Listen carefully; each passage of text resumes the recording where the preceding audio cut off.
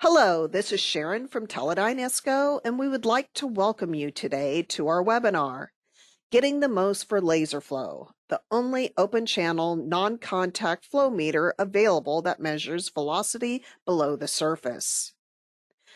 Before we begin, I would like to remind you of a few items. The webinar is being recorded, and you will be receiving an email which provides the video along with a copy of the slides. If you happen to have questions during the video, please submit your questions through the questions box and we will respond at the end. If you happen to have any video or audio issues, please leave the webinar and rejoin.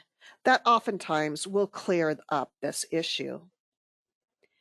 Today, we are being joined by Daryl Kuda, our regional manager.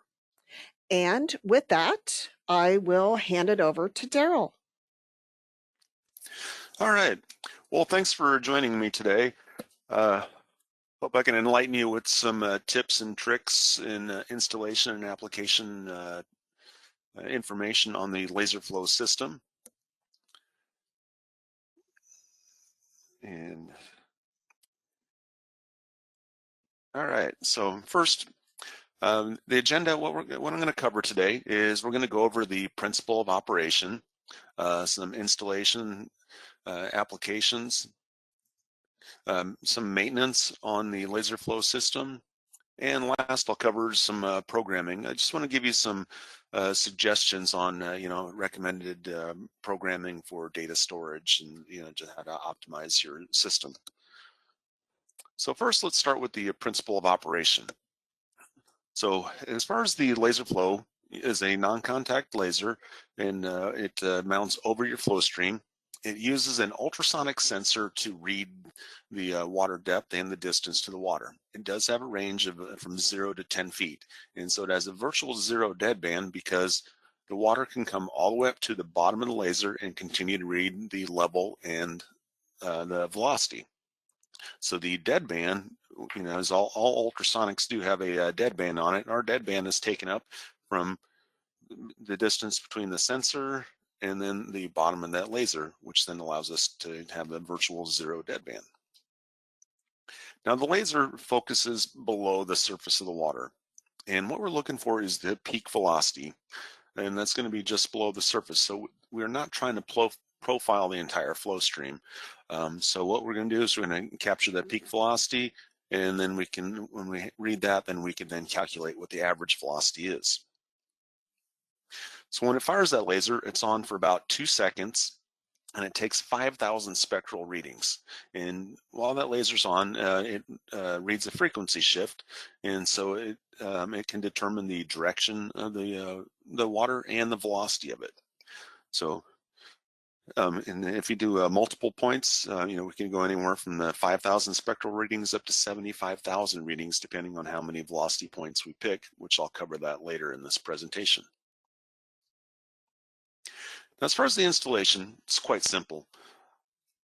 We just have 2 anchor bolts, which just mount to the wall. So this wall mount bracket does not have to be perfectly horizontal or vertical. You can mount it any way in there, because then now we can adjust the bracket to adjust the pitch and the roll and the up and down. So by adjusting the bolts on here, we can tilt that left, right, so it makes it quite flexible and easy to install that bracket to get it in there correctly. Now the laser can face either upstream or downstream, which is great. So depending on your application, if you don't have, depending on the amount of room you have, I can point the laser directly into the pipe. I can point it the other direction, whatever works best for your particular location. So with this, as you can see, minimum experience is needed. After this presentation, if you want to see the installation again, on our website at teledyneisco.com, we do have a 2-minute animation video that shows how it bolts to the wall, how it the meter operates. Highly recommend going to take a look at it. It's very informative. But if you do need help, there's always the Teledyne ISCO product support line. We have 6 fantastic crew members there that can help you, talk you through the installation and programming, or you can also contact your local representative. If you do not know who that is, go to our website, teledyneisco.com, and there's a link in there for Find Your Rep. Just put in your zip code and it'll tell you who your local representative is. Now, one of the tips for installing that LaserFlow bracket is what I like to do is I remove the LaserFlow sensor, and then I will put a level on the end of it. And so what I do is I kind of cheat a little bit. I put the level on this back crossbar because it's raised up a little bit. It creates a little bit of an offset. That way, when you set the laser on there, it's going to squat it down a little bit due to the weight of it, and then you should be have it perfectly level. I find that a little bit easier than trying to level it with the LaserFlow on there. Now let's cover a couple of application do's and don'ts. So what you're looking for is uniform, well-developed flow profile. So do you have a straight run upstream and downstream? A lot of people always ask, how much straight channel do you need upstream and downstream? Well, it's a little difficult to say, just because it depends on the velocity. The higher velocity, the more straight run you need. If you have any bends or anything in the pipe or channel, you're going to need more straight run in front of it. So this is ideally what you want to see in this picture, where you got a nice straight run, upstream, downstream, uniform flow. This is ideally what we're looking for. Now, things to try to avoid is adjoining pipes. So like what we're seeing here, we have the pipe coming in, and the velocity's coming from right to left. So with the pipe coming in here, what happens is then that actually creates turbulence underneath the sensor where it's trying to read the level. So we have our ultrasonic sensor reading level, so that could create some problems. Also, it actually affects the flow profile going through there, because now with that water coming in from the side, it will essentially like deadhead it or slow down that velocity behind it. So you want to try to avoid applications like that. The workaround on this one would have been if they installing a remote ultrasonic sensor in the pipe. That way you end up reading the level and velocity before it has this adjoining pipe. But again, choosing a different location would be the better option. Other things that you should try to avoid is a bend in the pipe. And the reason for that is because the velocity and the flow is no longer uniform through here. As the flow goes through a bend, you're going to find that depending on how high the velocity is, the water level is going to be faster and higher on one side than the other. So doesn't mean you can't measure there. It just you just have to recognize what the challenges are. Again, using a remote ultrasonic sensor is going to help minimize having a bend, change in the velocity due to a bend in the pipe. But sometimes you just don't have an option to install it anywhere else. So we do have some ways to try to overcome that.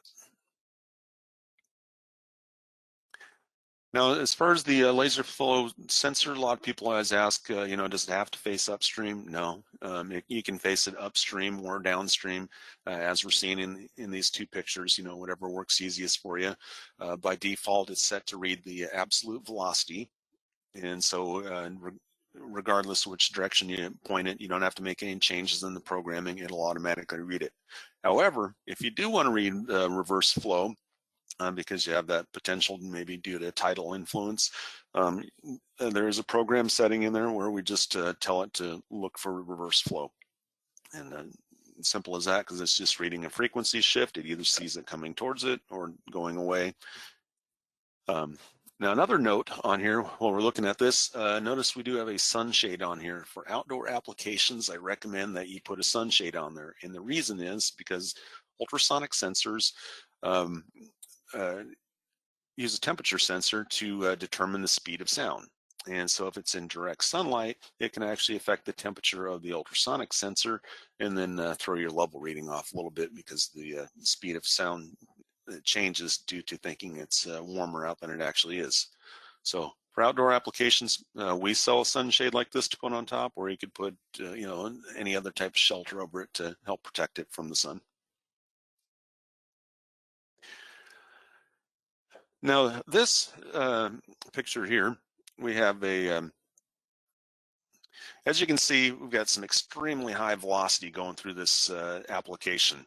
So we got low level, high velocity. In this case, I recommended actually pointing the laser flow downstream. So we had two options here. One, we could have either raised it up a little bit higher, or we faced it downstream. And the reason is because with that extremely high velocity we're seeing is that there was a risk of water splashing on the screen, on the window. So facing it downstream made it less likely to get any splashing on there.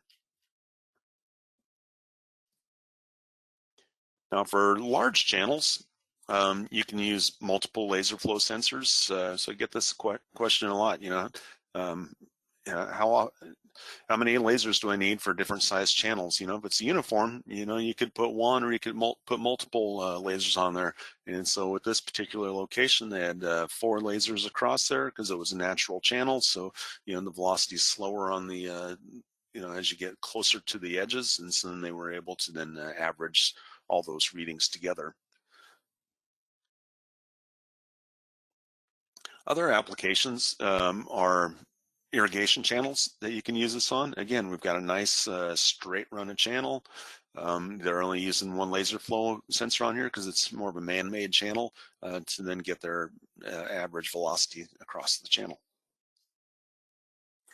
Other applications we've used this for is mining applications. And so what was unique about this is that it was about a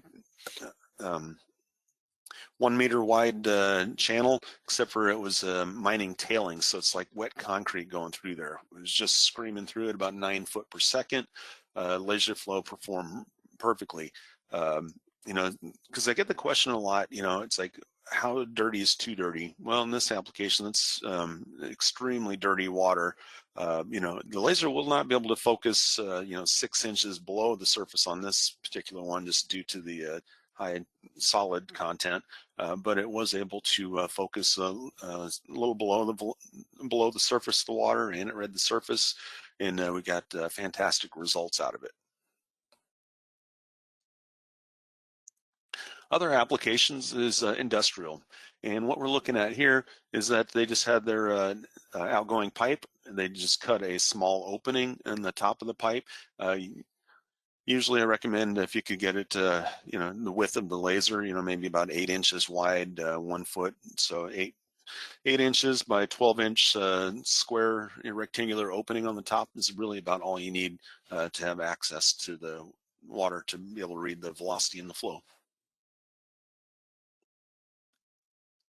Now let's take a closer look at the laser velocity points. So, people are always asking, well, how many velocity points should I use? Do I need 1 up to 15? So as we're seeing here, we're not trying to profile the entire flow stream, but what we're doing is we're still reading the peak velocity that's just below the surface. And so for a lot of applications, if it's on battery power, what I'll recommend is just doing either 1 or 2 points right here in the middle. I like to have 2 points on just for a little bit of redundancy.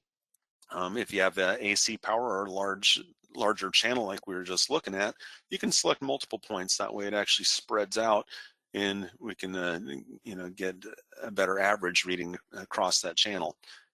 And as far as the depth of these velocity points, we're at 5% of the total depth, 8 and 11%. So if the water was really shallow, say only 1 inch or 2 inches, when you're at 5, 8, and 11%, we're only reading just fractions of an inch below the surface of the water. If this was deeper, say we had 5 or 6 feet of water, then this top one will read about 1 inch below. This will be about 3 inches, and the bottom one will be close to 6 inches below that surface of the water. So then we're getting a little more of a profile, still capturing just the peak velocity at the top to then come up with to calculate our average velocity. So Again, what it comes down to is when I pick the number of points, do you have AC power? Then you can pick additional points. If it's on batteries, then you may want to reduce the number of points to conserve power. The size of the channel will determine if you need more points. If the flow is, a little less than perfect, not as quite as uniform flow as you'd like, then you want to use some additional points to get a better average and a little bit of redundancy. Now, other questions that come up is in regards to the cable length. So as far as we sell the LaserFlow sensor with the standard lengths of 10 meter, 23 meter, and then the 33 meter as the 108-foot maximum cable length. And so as far as if you do need to go further, then that's when we recommend using an expansion box. So with the standard blue sensor, you can, what I find a lot is they'll use the standard 10-meter cable, go to the expansion box, and then they can go up to 492 feet back to the signature meter. The reason for the maximum distance is there's just the voltage drop. We need to be able to maintain, 9 volts or higher to the sensor. Now the black LaserFlow sensor, the EX, that does have a maximum of 108 feet, and that's mainly due because it runs off of lower power to meet the intrinsic safe standards. And so I'm going to talk a little bit more about that in the next slide. Now, for intrinsic safe applications, the controller needs to be in a safe area. And then what we're going to do is it's going to run the cable and the power through an IS barrier. So if you're wondering what an IS barrier is, what it does, it actually limits the amount of power that can go down into the sewer, into the hazardous area. And so the idea is that we want to limit the chance of creating any sparks. If I get limited power, I can't create a spark, no explosion. You notice we have the air reference box in here. And so that's for use with the area velocity sensor because it has a pressure transducer. It needs to reference to atmospheric pressure. So we just tie the sensor into the air box. It's referenced to that atmosphere in the hazardous area. And then that will also go through an intrinsic safe barrier. So think of the barrier as a fuse. And so by design, if the barrier does go out, it's because it received some type of a power surge and it limited that power from going into the system. So it did what it was supposed to do. And so that's the whole idea of it. Because if this equipment above gets a power surge due to lightning strike or something like that, the last thing you want is to have it transfer the power down into the hazardous location. Now the equipment that we have available for it for different sensors is the LaserFlow EX, the area velocity 350 EX, and our ultrasonic sensor.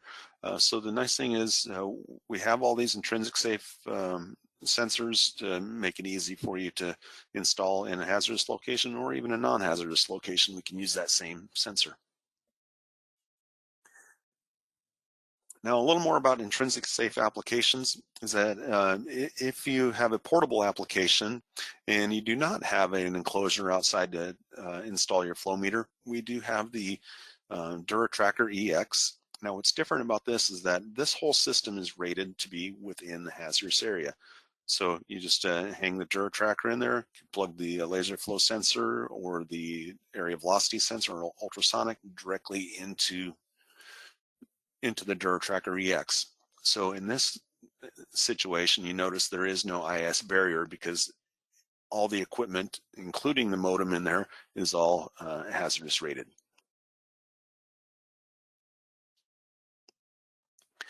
Now a little bit about calibration. So a couple ways to calibrate your level. One, you could just put a ruler in here and measure the water depth. I have other people, they like to measure from the top of the pipe down to the water, and then they subtract the overall diameter of the pipe. I'm a big fan of that one because if you put a ruler in the water and you get high velocity, you'll find that the water level rises up on a ruler and can actually create some error. So by measuring from the top of the pipe to the top of the water, subtracting the overall distance can be a little more accurate.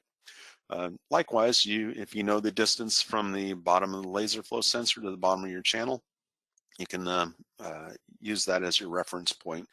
We do read the distance in the LaserFlow sensor, so you can take that reading and subtract it from the overall distance to then calculate what your level is.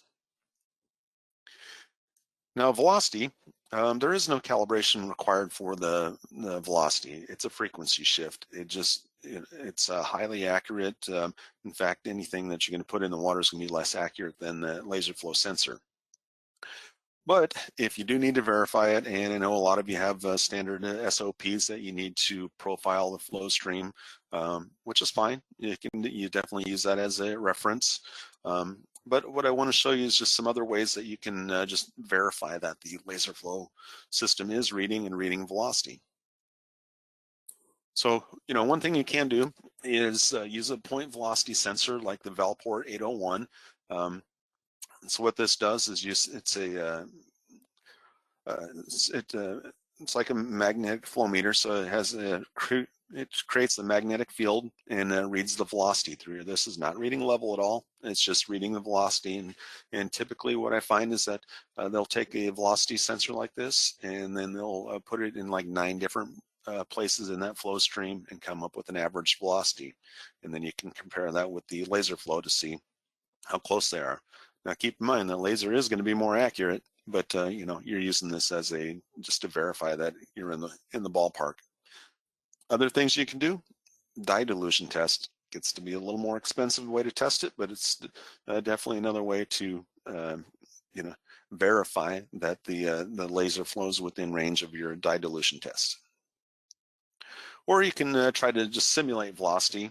And so the purpose of using a velocity simulator is just to make sure everything's working, above ground before you put it in the manhole. Or if it isn't working in the application, you pull it out and it's working fine.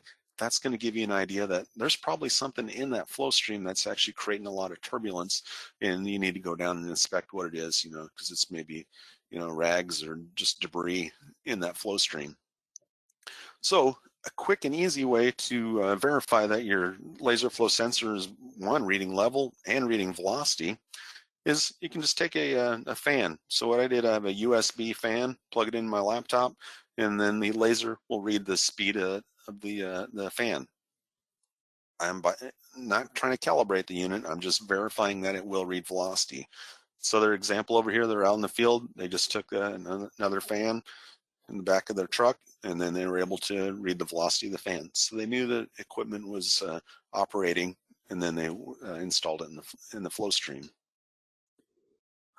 And this was an application I was at, and as you can see, it's a very simple apparatus to mount this. And so they were going to do a demonstration at this particular location, and they wanted this shipped overseas. They wanted to make sure everything was still working right after it shipped halfway across the world. So they brought out a record player, and then they put a couple of bars across here just to hold it in place, turn it on, read the speed of the record player, and I actually went and did the calculation on it. You can look up the RPMs to velocity converter, and it was right on the money.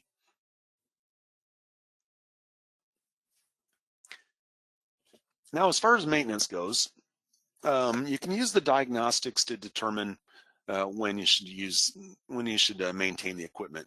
And so where you find that information at is in your site tree. So if you're using the FlowLink software or Cipher, you'll have the data in here. And so with your site tree, you have all your parameters, level, distance, and everything.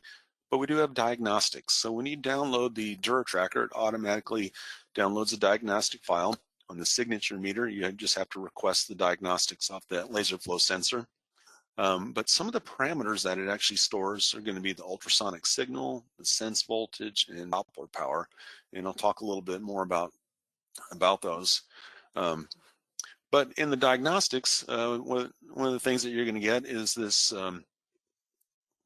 graph for the spectral average. So what this indicates is that when that laser's on for 2 seconds, taking those 5,000 readings, it compiles all the readings in here. The FFT amplitude determines the like the signal strength, and essentially we want this over 500, and then the bottom scale indicates the velocity. So when I get a nice peak like this, I know I'm getting a nice strong return signal. If it happened to be just a much lower and a small bump, well, that indicate that it was actually picking up a lot of turbulence. So I can use this as a tool to see how well things are running.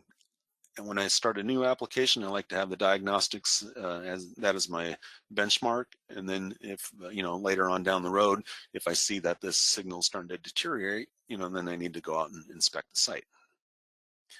Some of the things that you'll get in the diagnostics, a lot of good information. It'll give you the serial number, the software revision, hardware revision of the unit. It tells me the velocity.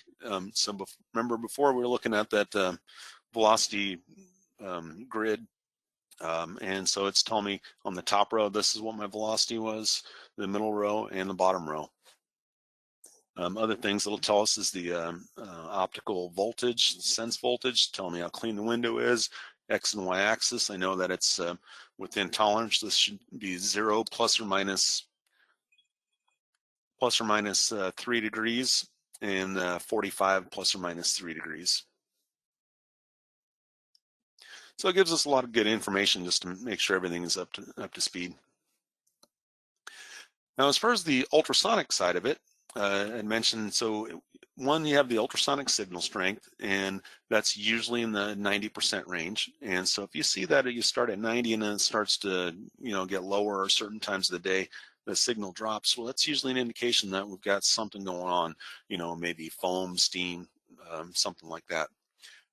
Or if you see in something like this on your data where you have the reading level, all of a sudden it drops down. What's happening is that it's actually picking up a spike. It's like a double bounce. And I'll show you that right here. So instead of reading this reading, maybe it's picking up that second one. And so what's happening is this is the distance. So it thinks that it's twice as far away. That's why you end up seeing that negative spike in there. So the good thing is it's easy to fix that double bounce in here. Is that this is my minimum blanking here, and the maximum is defaults to 10 feet. So what I would do in this case, I would actually program it to have a maximum distance of 40 inches, and so that way it would ignore that secondary echo. But 95% of the time, I find that just using the default settings works absolutely perfect. However, if you find that you want to program the blanking distance on there, what I recommend is that I measure the distance from the bottom of the laser to the bottom of the channel. Then I like to add 3 inches or 10%. So what I'm doing is giving myself a little bit of an extra buffer. Because what I find is sometimes if people put it exactly to what they think they measured, and then the water level gets too low, well, if their measurements were off for a little bit, they may end up actually telling it to ignore the water that they're trying to read. So that's why I find that leaving it at the default usually works best. Now the Doppler power, what we're looking at here is, again, I like looking at trends of the data, the ultrasonic, where did it start at, where did it finish? If it's on a downward trend, that's an indication that there's a problem. Same with the Doppler power. So we got a new application, we're reading around 12,000 Doppler power, and then it was slowly starting to go down. That can be an indication of something getting on the window, restricting the laser, or just having trouble getting a return signal back. It could be that there's debris in the channel creating some swirling and stuff. We're getting lower Doppler power. So really what I'm looking for is just the trends. If it just keeps going down, and then eventually it may stop reading velocity. And so what I would do is before it got to that point, I would know I need to send somebody out to check out the application. Now, sense voltage, what that is that the sense voltage determines when to turn the heater on. So if we get any condensation on the window, it will turn on the heater and then dry it off, kind of like a rear defroster in your car.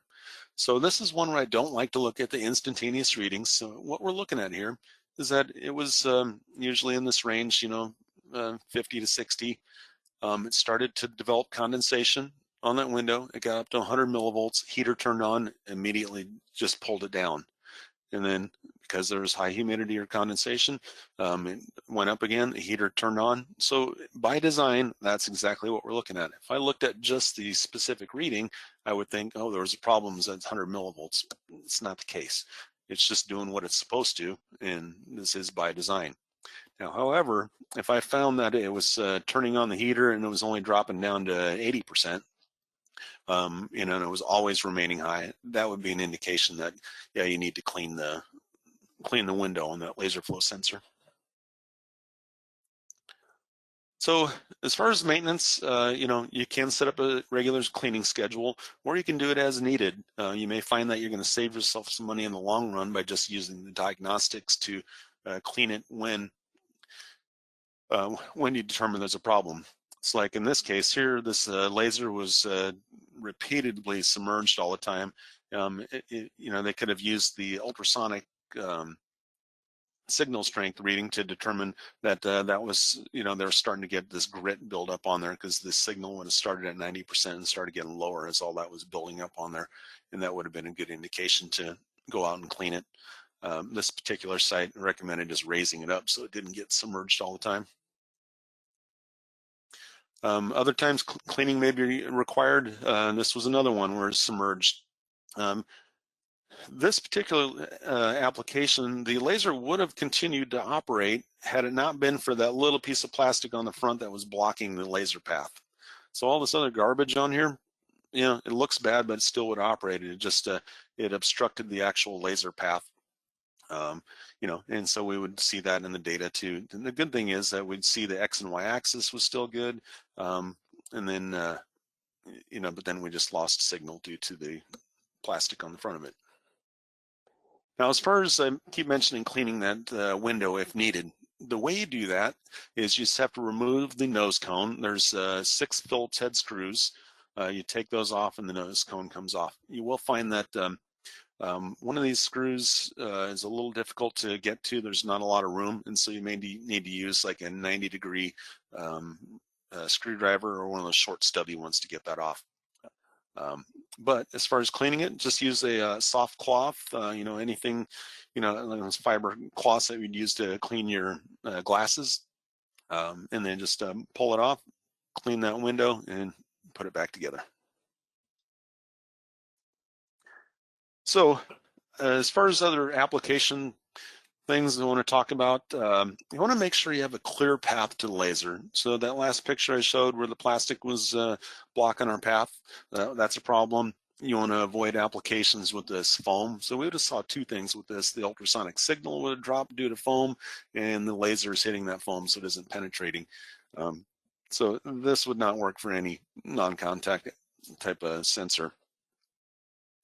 Other things, make sure the laser is actually hitting the water. So what we're seeing here is the laser is actually shooting at the wall. It's reading the level correctly, but we don't have any velocity reading into the side of a concrete wall. So make sure you have it low enough that you're actually firing the laser into the channel. And this last one, we want to make sure we have uniform flow. As we're seeing here, this is a highly turbulent water just splashing out there. There's no flow meter that's going to read that type of flow. So just be aware. I know when they installed this, originally looked at it, it was nice and smooth, but then after a storm event, it got to the extreme. So, just set your expectations. So if it's going to be like, crazy flow during an event, you're not going to get good data out of that.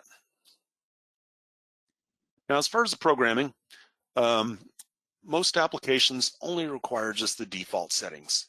And what I mean by that is that you just need to tell it the flow rate calculation, calibrate your level, and set up the data storage if it's other than 15 minutes. Because this is our default settings. It will automatically store the level, velocity, flow every 15 minutes and total flow every 24 hours. In the flow conversion, you can choose the area velocity. You got the options to choose round pipe, rectangular channel. So we got a lot of different flow conversions already built into it. So our recommended data storage is, either 5 or 15 minutes is the most common that I see. So you want to set that up the same for your velocity, flow rate, Doppler power, sense voltage, level, distance, ultrasonic signal strength. So what I like to do is I like to set the diagnostics to read at the same interval as the parameters, the main parameters, level and flow. The ones that you don't need as often are the total flow. Because one, you can, if you need to calculate at shorter intervals, you can use your flow rate to calculate total flow every hour if you need to. So I usually set that every 24 hours. The X and Y axis, that shouldn't move ever. So you don't, storing that every 24 hours is sufficient. So in conclusion, to successfully measure flow requires uniform flow profile. You need to maintain the equipment, even though it's non-contact. It is less maintenance is required, but there still is some maintenance that needs to be done. You need to when you set up your application, essentially you just need to calibrate your level, program your flow channel size, and set up your data storage. So it's really that simple. We do have some additional advanced programming options for a little more unique applications, but for the majority of your sites, just set your level, flow rate, and data storage, and you're going to be fine. So with that, I thank you for your time today, and I'm going to turn this back over to Sharon. Well, thank you, Daryl, for sharing your expertise. We are opening up for questions. So again, if you have questions, just enter it into the questions box and Daryl will answer. It looks like we have received a few, Daryl. So if you would like to kick off with those, that would be great. Thank you. All right. Yeah, thanks, Sharon. We do have a couple coming in here. So first question is, so what happens if the LaserFlow sensor is greater than 10 feet away from the water? Well, that ultrasonic sensor does have a range of 0 to 10 feet. And so if the water is greater than 10 feet away from the sensor, it will not be able to read the ultrasonic. And so it will hold on to the last known level reading and velocity reading, and it'll stop reading velocity at that point because it needs the level to determine where the surface of the water is, so it knows where to focus. Now, with that being said, is that if it's a large channel, so the sensor does need to be within 10 feet of the water, but if the bottom of the channel happened to be 15 feet away and we always had more than 5 feet of water, it's always going to be within that 10-foot range, and so that's still going to operate. All right. Next question that came in is, do you have to do anything different on high velocity applications? It's a great question. So I did have the one picture showing that high velocity. So that one I did recommend pointing it downstream just to avoid some of the splashing on there. But as far as programming wise, usually high velocity is either due to pump flow or steep slope. And if it's pump flow, you really don't have to do anything different with the programming on there.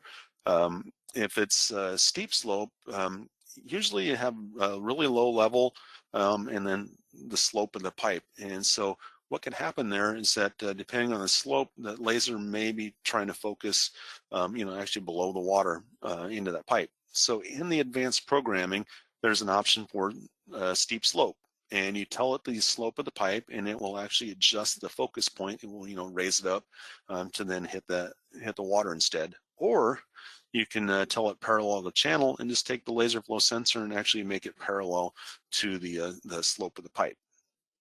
And last, there is an adaptive focus option in the advanced programming to help that automatically focus due to the slope. Let's see. All right, we have one more question that came in here. It says, I have a new application and the LaserFlow sensor does not read level. So what's the first thing they should check on that? That goes back to I got a couple thoughts on that. One is that within 10 feet of the water, and if it is, then what you have to do is check the blanking distance. And what I find a lot of times is that they set the blanking distance incorrectly, and then it's actually blanking out what they're actually trying to read. So going back to that slide I had earlier, I would measure that distance and then give it an additional 10% or a couple more inches to expand the range for it to be able to read level. That's what I find, most of the time if it isn't able to read level. Or, you definitely need to take a look at the application, make sure we don't have, it isn't full of foam or debris or, something blocking your ultrasonic path. So, all right, Sharon, that's all the questions I have right now.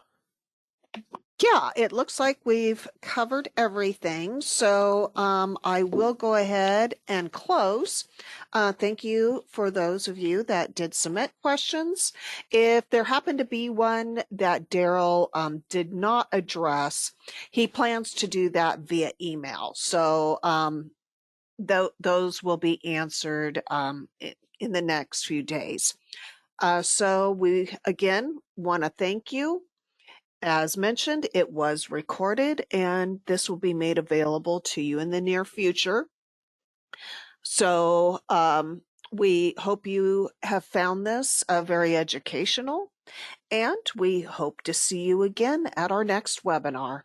Take care.